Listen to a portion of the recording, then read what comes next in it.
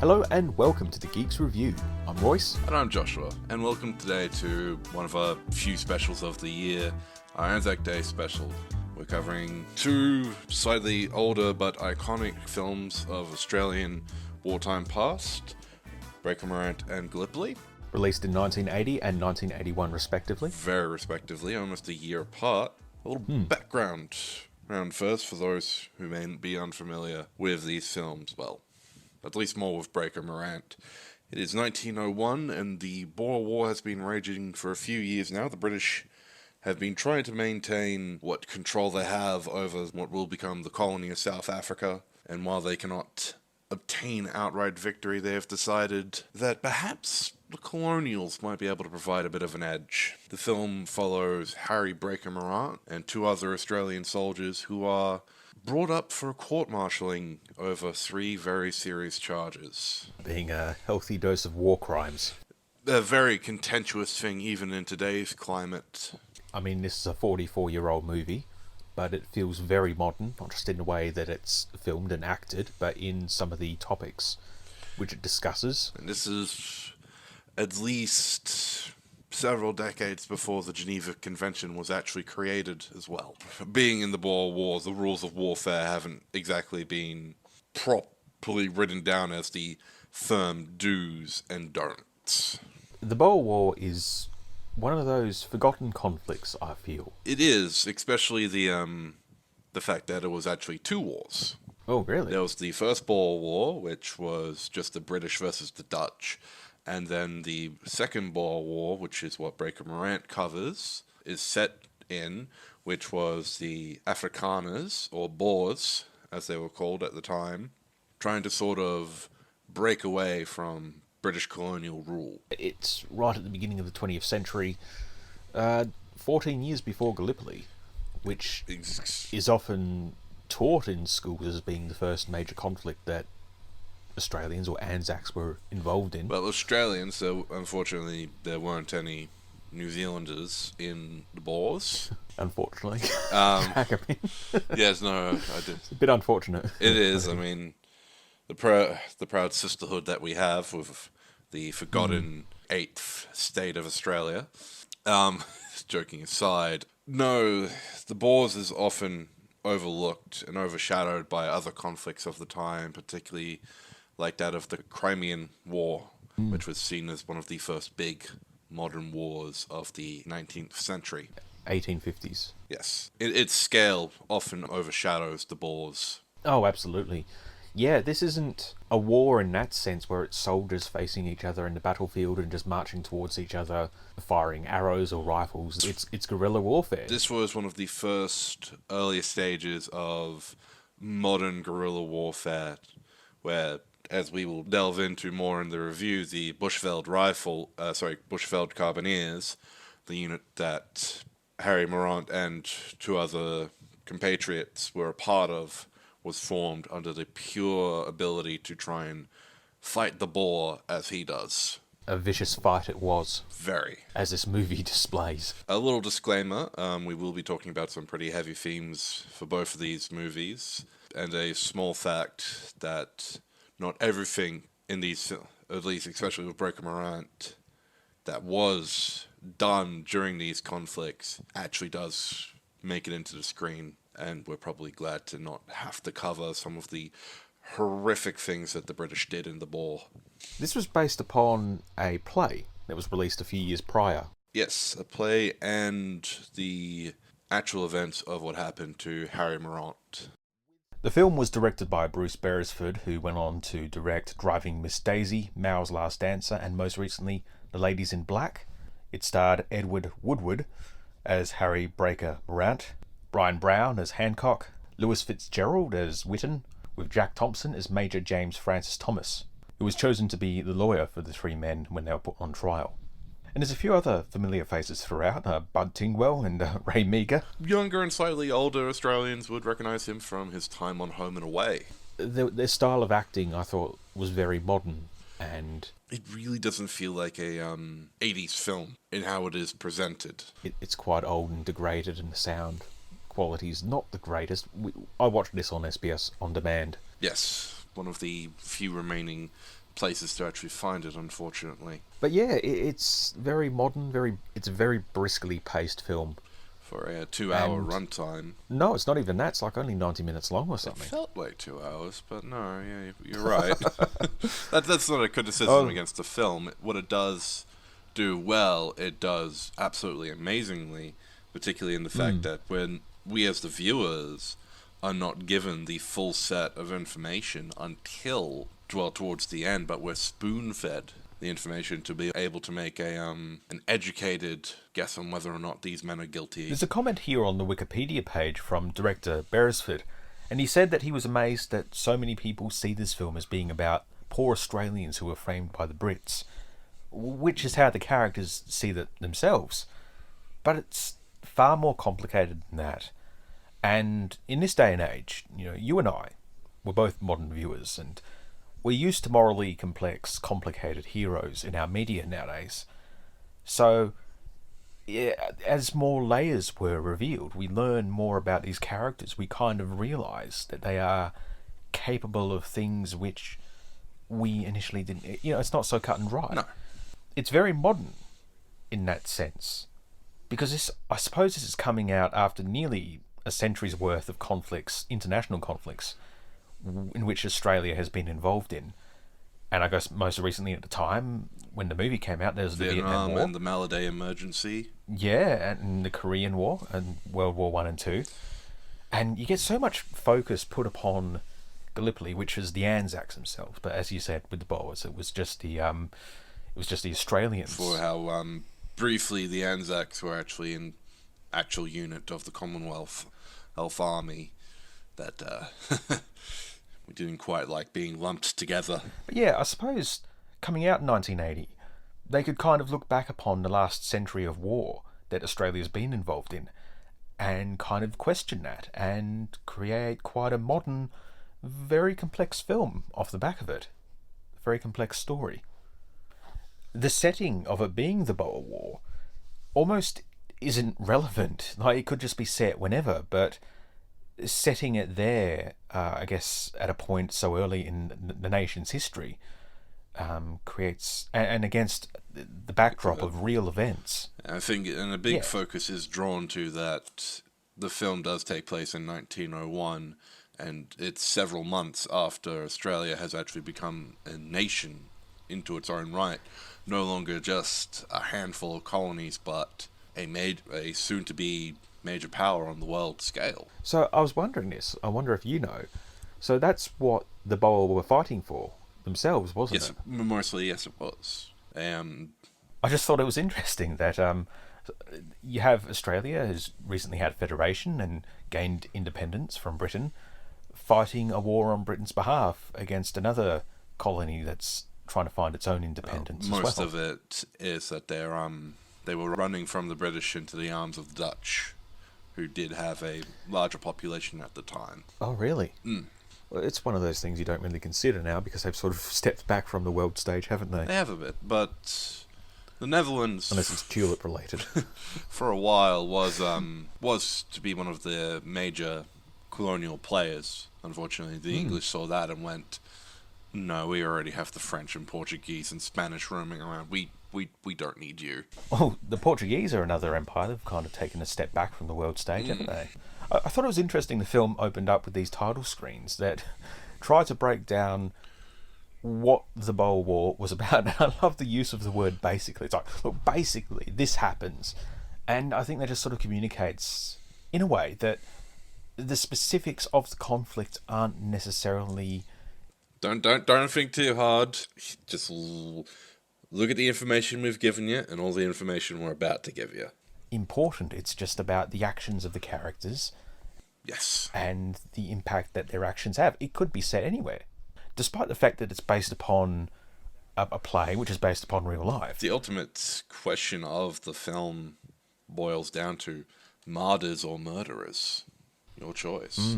A factor that would come up later on at the end of the film, it does go through various people and explain what became of them after the conflict. A staple that would pop up from time to time in Australian war films and war films in general where there Oh, were really? usage of actual people. Sadly, unfortunately, Gallipoli 1981 doesn't do this, but other films like The Battle of Lontan, which we were going to cover, but sadly we don't have enough time for the slot, at the end credits does go through and show you all the gentlemen that the characters were based on. I think quite a few war films do that when they have a historical basis. It's always interesting when fictional shows and movies do it. Like Line of Duty ends every season with like title cards saying this character did this. And it's like, oh, they're not real. We're going to come back for another season. And with George Lucas's American Graffiti, I thought that was interesting that it ended with those same sort of title screens. But because the setting of the film was so important, it was set like in the 50s or the 60s, and it goes to show how the lives of those characters were then affected by the events that followed on from this. But back to Breaker Morant. Yeah, no, I there are some factors where certain soldiers cannot have their likeness or name be used in things like this. All right. A good example would be the former Finnish soldier turned American Green Beret, Larry Tawney, or Larry Fawn, as he was later known as. His family have expressly not allowed for his name to be properly used in any sort of works. Oh, right. Why is that? More to the contentious history of the individual due to his time serving within the Right. 1940s. But Gosh. that is something that occasionally does pop up, is that some people can't quite be fingered as, yeah, this is this person. It's funny because a little while before we sat down to record, I sent you a little video. I'm not sure if you had the opportunity to watch it. It was about the unkillable soldier, he was called. Adrian Carton. Ah, yes, the modern God of War, yes. Yeah, so, sorry, he butchered his name to hell and back. I mean, just like he himself was. But the video kind of ends with the remark. It's from a wonderful little channel called Fascinating Horror, which is worth watching out for, like real life. Very, I wouldn't say dry, but very professionally handled and sensitively handled recountings of tragedies and all sorts. About this unkillable soldier, it ends the anecdote by saying he rather enjoyed the war. An actual quote from the man himself. Yeah, conflicts with the soldiers of the actual films that we're talking about today. And another point as well, you mentioned about the availability of some of these films. So Yes. we thought it would be interesting to kind of talk about these Australian war movies, with it being Anzac Day, and to actually do something of something proper. And we looked around on our various streaming services to find that none of these movies were really available. No, and not many of them were actually even considered. Like, two of them that I had put down, that being Gallipoli, starring Mel Gibson, from 1981, is sadly only available to be rented. I was lucky enough to have bought a copy of the DVD years ago.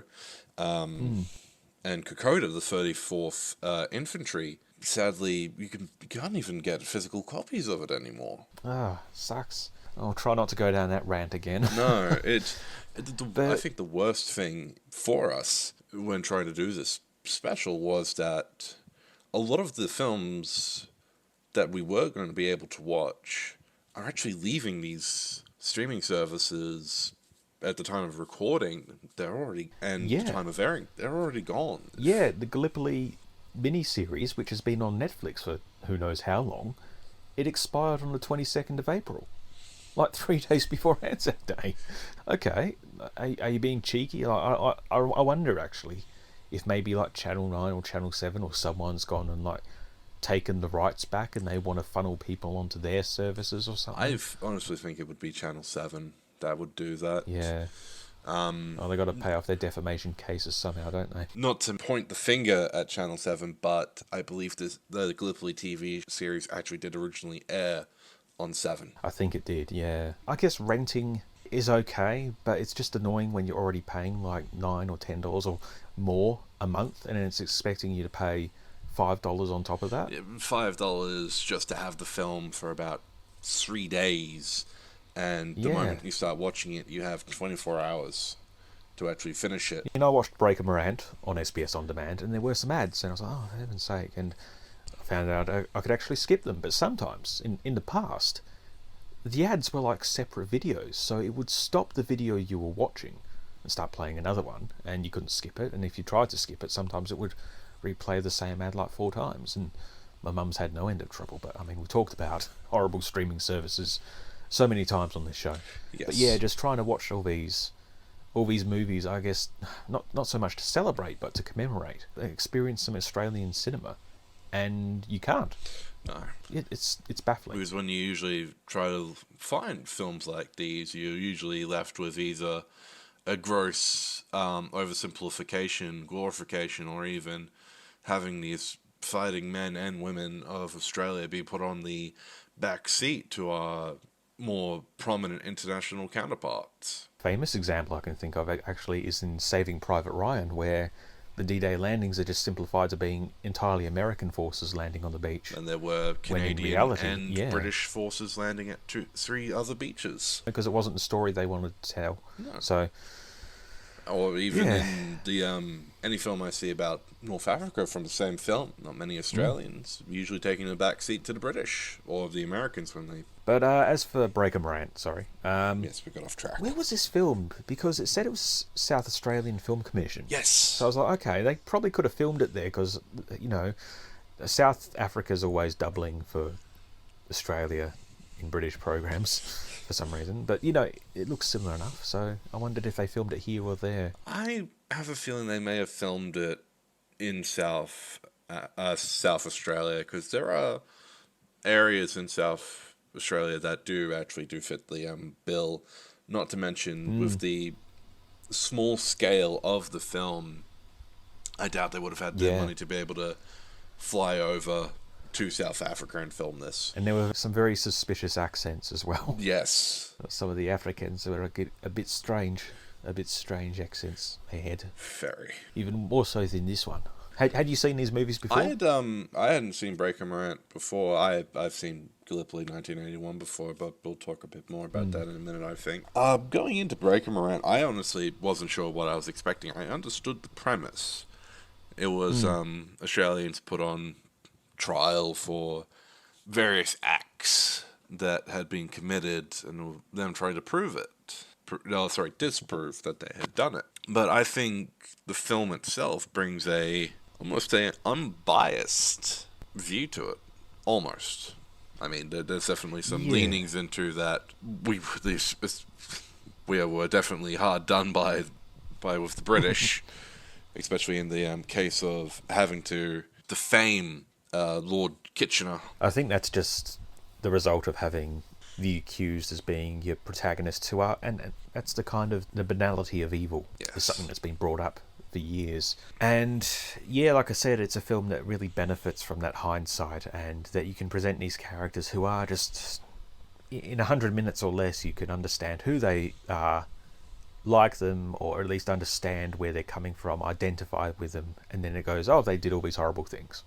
And you've got to try and reckon with that. You have to contend with that. It was interesting. It is. Well, when it comes to subjects like this, can you really afford rigidity? Which, the punishment of the crime, it's sort of like, this is absurd, isn't it? To a varying degree. I guess, And the ending as well, because I'd never seen this, but it's one of those films I'm like, oh, is this that film where that line is said? Yes, no, I think that's often shared over a lot of gallows humour type scenes. We might as well get one last laugh in. Something that helped me make sense of this story, because there's a lot of characters to keep track of. It was inspired by the play. So. It is a very dense movie with a lot of new concepts being introduced to viewers. As we said, the Boer War is often overlooked, and a new conflict to many new viewers who might be watching. So while you're trying to wrap your head around that, you're then trying to keep track of the plot and all these new characters, trying to keep a distinction between what is fact and fiction.